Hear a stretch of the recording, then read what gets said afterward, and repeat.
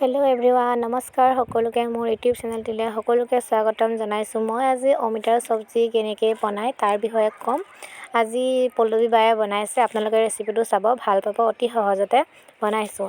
নিৰামিষ, আজি সোমবাৰ, গতিকে নিৰামিষ বনাইছোঁ। সোমবাৰে সকলোৱে নিৰামিষ খায়। নহৰু, পিঁয়াজ, তেল একো ব্যৱহাৰ নকৰাকৈ বনাইছোঁ। চাব, প্ৰথমতে অমিতাখিনি ধুই ল'ব, ধুই পেলাই সৰু সৰুকৈ কাটি পটাচে আকৌ ধুই ল'ব। আমি একচুৱেলি আজি পকা অমিতাৰ চব্জি বনাইছোঁ। আৰু এয়া হ'ল মচুৰ দাইল বইল কৰি লৈছোঁ, লগতে আদা পিচি লৈছোঁ, আৰু জলকীয়া দুটামান লৈছোঁ, আৰু আলু এটা লৈছোঁ।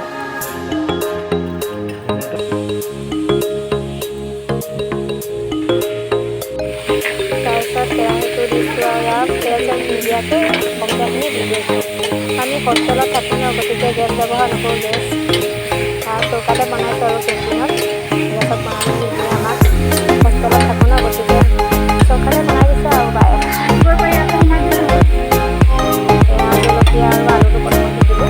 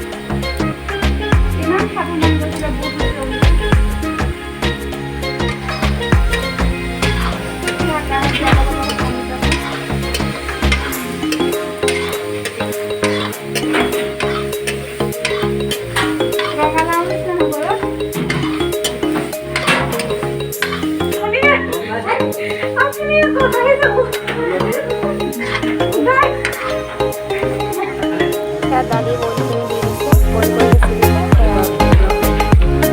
তাৰপিছত আকৌ এনেকৈ লৰাই থাকিব।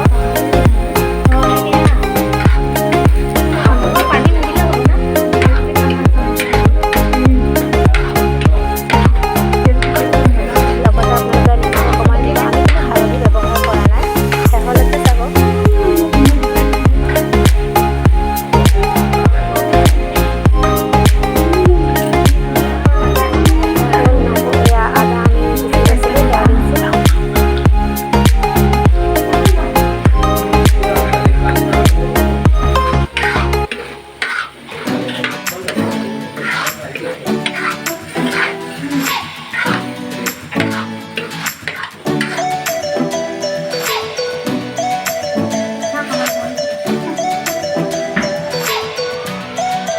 জিৰা গুড়ি দিছোঁ, পেকেটিং আৰু জলকীয়া গুড়া দিছোঁ অকণ।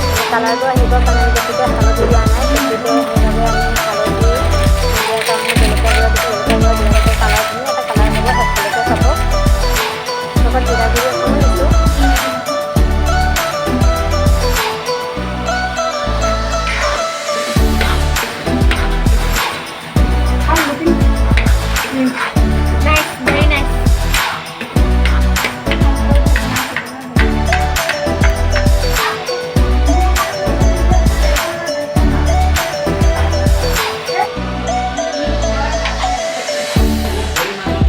দেখিছে আপোনালোকে, ধুনীয়াকৈ কালাৰ আহিছে,